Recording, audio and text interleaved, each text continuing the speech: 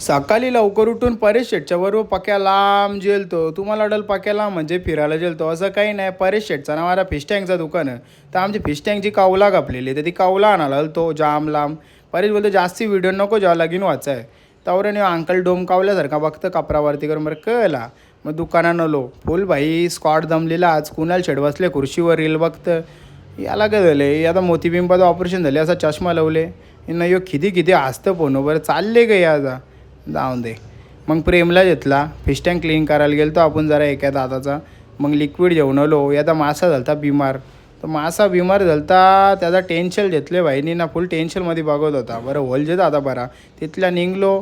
तर आमच्या इकडे जाता आता इथं पेरणी चाललेली फुल नांगर बैला.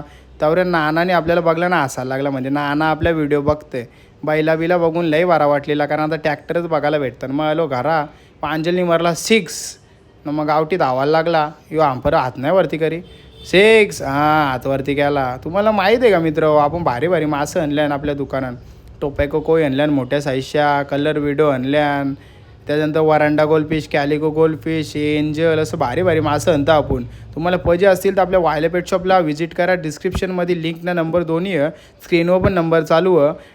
डायरेक्ट घरच्या घरा पोचविल ना. अशाच व्हिडिओ बघण्यासाठी आपल्या चॅनलला सबस्क्राईब करा.